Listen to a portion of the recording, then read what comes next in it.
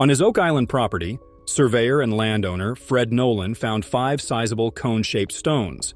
These rocks created a 720 x 867-foot, absolutely symmetrical cross. Fred excavated and discovered a 6th boulder that uncannily resembled a huge human skull. Many people think that the enigmatic boulders on Nolan's property were intended to symbolize a Templar cross, but another theory contends that the boulders were thoughtfully placed to create the Tree of Life, an old Hebrew symbol signifying the 10 spiritual principles found in God's universe.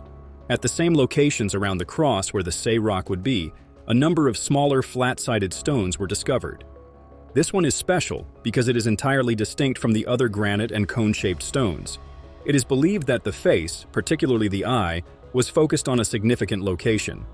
The group is optimistic that Mike and Mark will share information from the stones that could result in riches or other agenda items for discovery.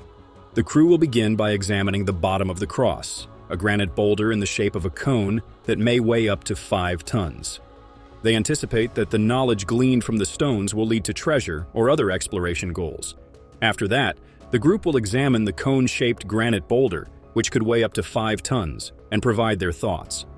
According to the text, a group of stonemasons, including Mark Furr and Mike Welling, are looking for an enigmatic stone close to Oak Island's center.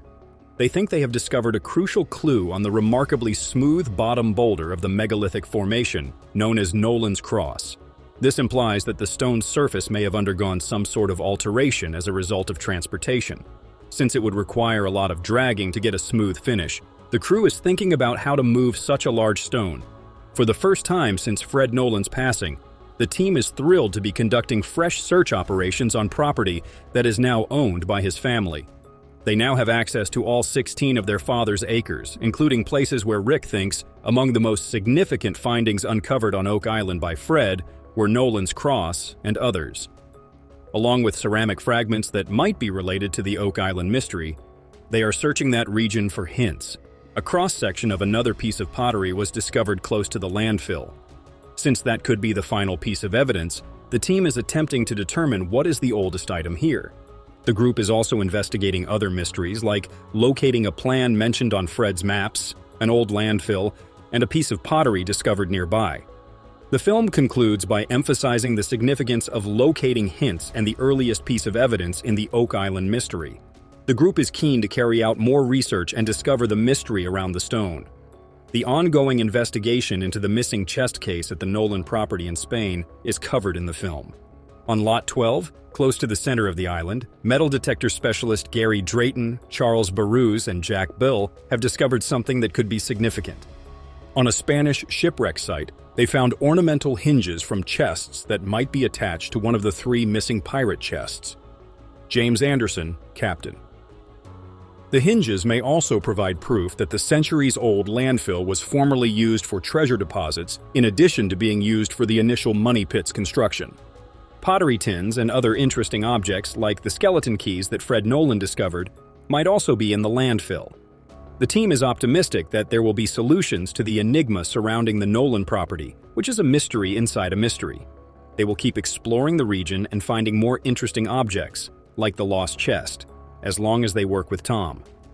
The narrative concludes by emphasizing the value of researching the past and working with Tom to learn the truth about the case of the missing chest. The Nolan property's results and the hinges discovered may offer important new information for the current study. The group headed by Marty and Rick Lena Craig finds an old dump on L.13 close to the swamp's eastern edge. Tom Nolan, the late Fred Nolan's son, joins them and affirms that the long-aided ring bolt is located on a big stone near the ancient apple tree on the Nolan farm. Tom Nolan affirms that they have found the remains of an additional iron ring bolt that his father, Fred Nolan, had first found 50 years prior.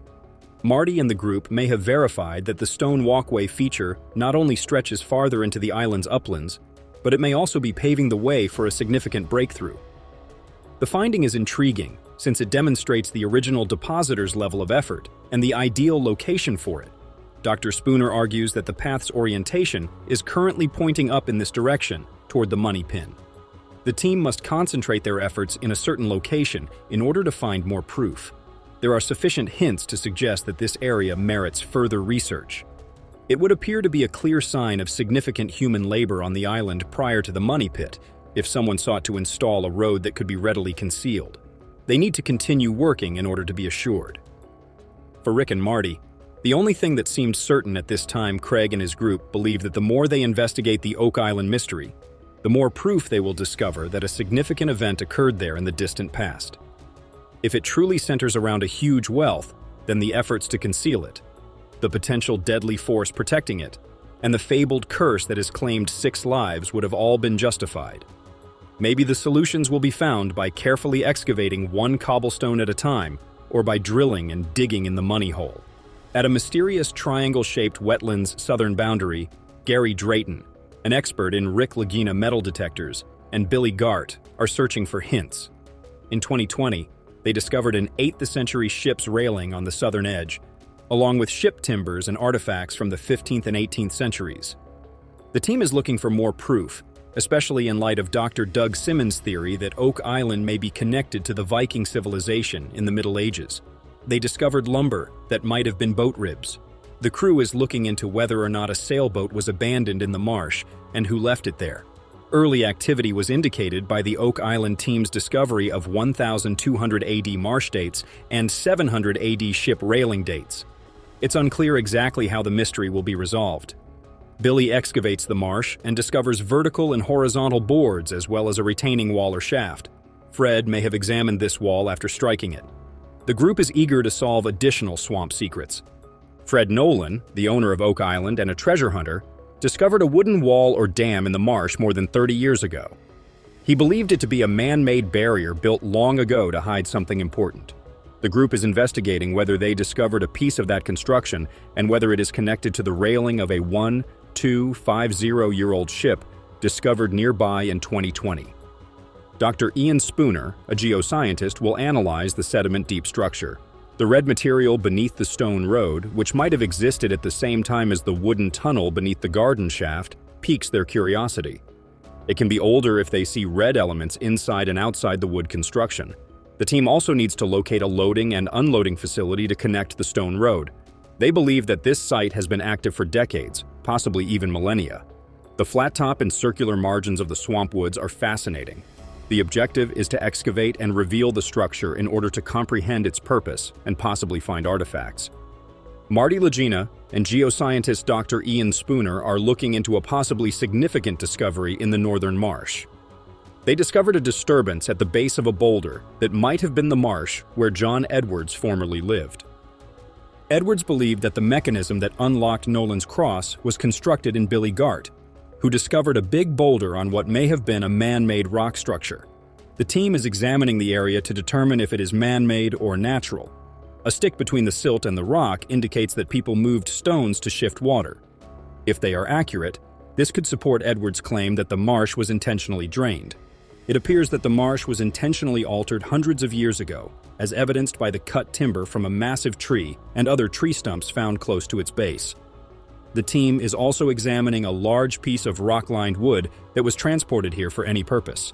At last, the crew is looking at the prospects for humans in the marsh. They are also taking into account other anomalies, such as artificially reduced water levels. As suggested by John Edward, Billy and Rick are investigating Oak Island's rock-lined depression. A hidden stone feature could be unique. Although the stone circle is thought to be intentional, no metals were found on the stone highway or paved area.